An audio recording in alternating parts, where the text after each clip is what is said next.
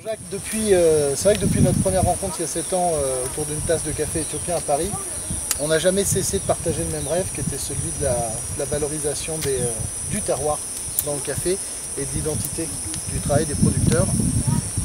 Pendant 7 ans, on a travaillé chacun de notre côté, main dans la main, toi ici en venant régulièrement en Éthiopie, Belco en essayant de défendre l'intérêt des producteurs et toute la qualité de ton travail ici en termes de traçabilité et de profil sensoriel des cafés. Il y a quelques mois, on a pris une décision ensemble qui t'a amené à venir vivre en Éthiopie pour qu'on puisse poursuivre de façon un peu plus active et un peu plus approfondie tout ce travail qui est la recherche de l'identité des terroirs café en Éthiopie. Donc aujourd'hui, j'aimerais te poser une question très simple. Qu'est-ce que représente, pourquoi la notion de terroir fait sens pour toi en Éthiopie? Pourquoi depuis 7 ans tu me parles de façon aussi passionnée du terroir en Éthiopie? Et pourquoi aujourd'hui, ensemble, on va chercher à découvrir le maximum de café de terroir en Éthiopie et jusqu'où on peut aller en fait? Alors ici déjà nous sommes en philo à Daotobi. Et il faut savoir qu'ici on trouve tous les éléments qui font le terroir, c'est-à-dire des variétés spécifiques au milieu, un des savoir-faire traditionnels qui sont travaillés depuis 30 générations dans la région, et enfin un système de culture assez particulier qui est l'agroforesterie, des cafés de forêt. C'est-à-dire qu'en Éthiopie on trouve des endroits un peu comme ici. À quelques heures de marche on a la forêt de Dampa qui est une réserve naturelle avec des caféiers sauvages et un nombre incroyable de variétés qui ne sont pas toujours identifiées. Et donc on a à la fois quelque chose d'unique, c'est-à-dire c'est le lieu de naissance du café, avec c'est de là que tout est parti, et aussi des savoir-faire qui remontent à 500-600 ans selon les traditions orales en fonction des endroits. Donc on a vraiment quelque chose, on a à la fois de l'humain, avec des traditions très anciennes, et dans la botanique, dans les systèmes de culture, quelque chose qui est vraiment spécifique au milieu. C'est-à-dire que ce n'est pas quelque chose d'importé, ce n'est pas une plante coloniale, on va dire, comme ça peut l'être en Amérique du Sud. C'est pas non plus perçu comme une culture de rente exclusivement, c'est-à-dire que les gens ici boivent leur café, le travaillent, le torréfient. Alors c'est pas selon les standards européens ou américains. Voilà, mais ils aiment le café et ils ont vraiment une connaissance du produit, de leur produit. Donc c'est quelque chose à la fois qui leur appartient, donc c'est une source de revenus évidemment, donc il y a vraiment une dimension, on va dire, de patrimonial, c'est un patrimoine.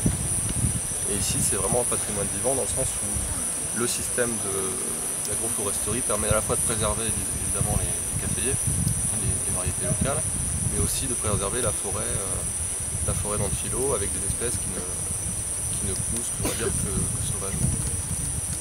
Donc ça prend tout son sens. La notion de terroir va vraiment s'incarne ici, on va dire, pour le café. Je pense qu'il n'y a pas beaucoup d'endroits dans le monde qui réunissent tous ces critères-là, à la fois humains, bioclimatiques, environnementaux, dans le monde. Donc est-ce qu'on a la possibilité de retrouver des cafés avec des goûts qui soient réellement différents ici? Bien sûr, c'est-à-dire qu'on a différentes forêts, différentes altitudes, donc différentes orientations, aussi des variétés qui ne sont pas les mêmes en fonction de l'altitude, de l'étagement.